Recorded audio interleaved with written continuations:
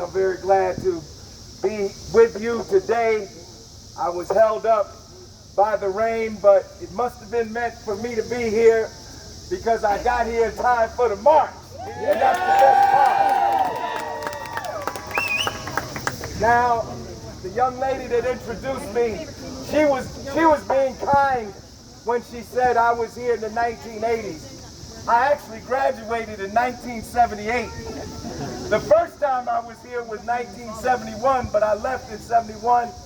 I came back in 74 and finished in 1978. But while I was here at Princeton University, at that time I'm holding a banner today, and on this banner you see a picture of Nelson Mandela with a quotation showing that Nelson Mandela supported the Palestinian struggle for liberation and self-determination. But when I got here when I came back in 1974, the struggle against apartheid in South Africa was really heating up. And in 1976, and as a matter of fact, in a couple of weeks, June 16th, will be the anniversary of the Soweto uprising in South Africa, when students all over South Africa rose up against their apartheid education. And that started an international student movement. And here at Princeton University, we formed an organization in 1976 called the People's Front for the Liberation of Southern Africa. And the People's Front carried on a struggle for 3 years to get Princeton to divest its funds from companies doing business with South Africa. And we protested and we demonstrated. And in 78, we protested for 66 consecutive days right at that building right there, Nassau Hall. And on April 14th, 210 of us took over Nassau Hall. And as a result of that takeover, Princeton divested funds from some companies doing business with South Africa. But I return here almost 50 years later, and I say, Princeton, as you divested from apartheid South Africa, it is time for you to divest from apartheid Israel.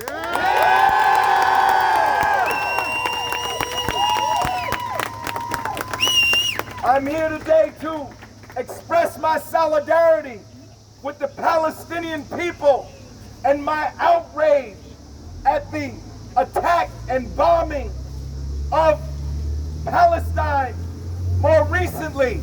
That was not just a bombing, that was a war crime. Israel should be charged with war crimes in the World Court and in the United Nations.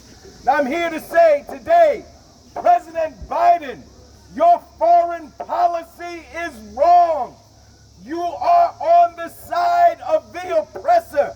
It is time for the United States to have a new foreign policy that respects the human rights of the Palestinian people and recognizes those human rights. I'm here today to say that while it is wonderful that we protest and we march and we make speeches, we need some concrete action. And as a result of all the war crimes that Israel has committed over the years, we stand with you and we say, end military aid to Israel now. No more military aid to Israel. We must recognize the right of the Palestinian people for self-determination and for liberation and for the right of return to their homeland. We're here today to say end the occupation, end the siege, liberate Palestine and apartheid in Israel. And I'm here, I'm standing before you, and I'm sure it is apparent to all of you that are here that I am an African American. And I want to say today to all my brothers and sisters here of all races, but particularly to my Palestinian brothers and sisters, our struggle is your struggle, and your struggle struggle. It is our struggle.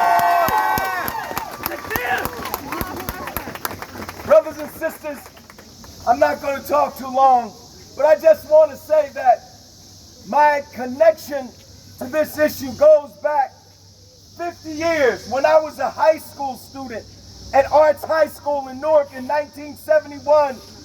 We were in the aftermath of the Great Newark Rebellion of 1967, and there were many liberation organizations in our community.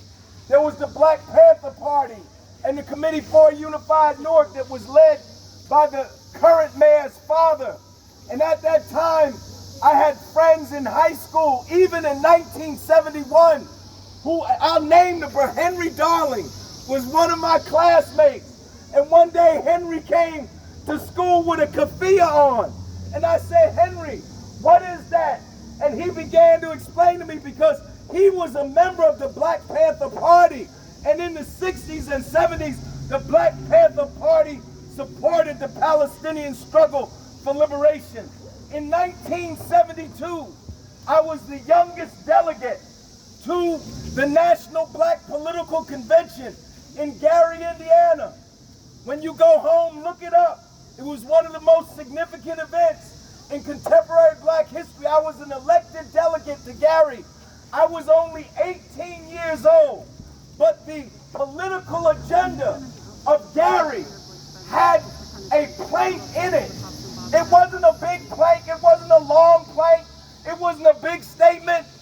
All it said was, the National Black Political Convention of Gary, Indiana recognizes the self-determination of the Palestinian people.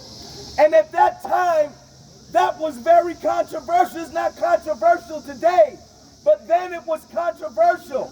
And half the delegates, many of the delegates were threatening to walk out because they were being pressured by right-wing organizations to do so.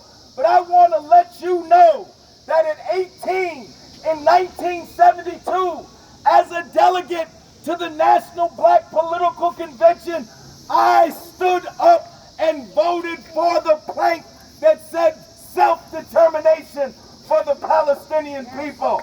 That was 50 years ago. When I came to Princeton, as I said, we had an anti-apartheid movement. When I came back in 1974, do you know that Golda Meir spoke here at Princeton University? And there were many students that spoke out against the oppression of the Palestinian people even then.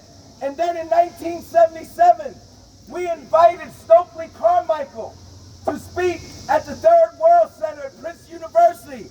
And Stokely Carmichael, as early as 1977, was talking about racist apartheid Israel, was talking about a white racist settler colonial state.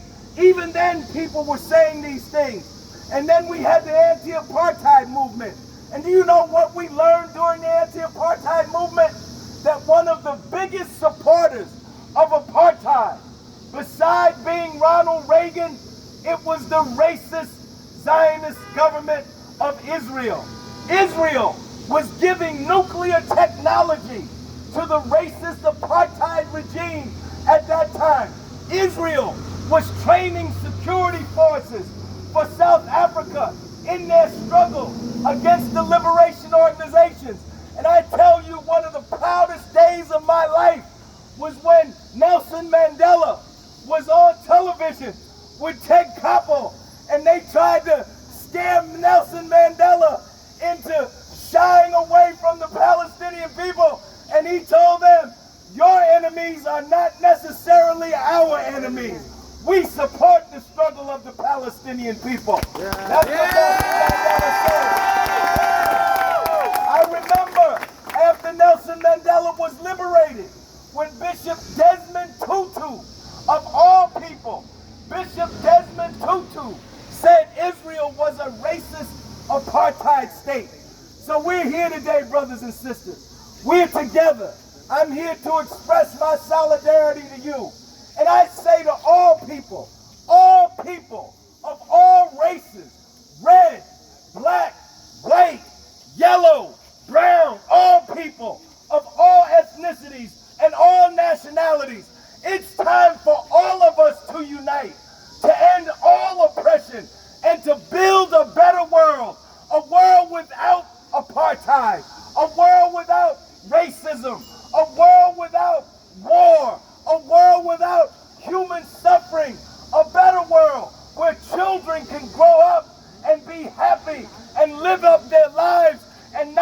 to worry about their house being blown up or their brothers and sisters being killed.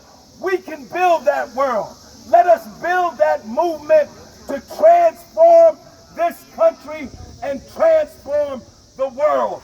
Free, free Palestine! Free, free Palestine! Free, free Palestine! Free, free Palestine!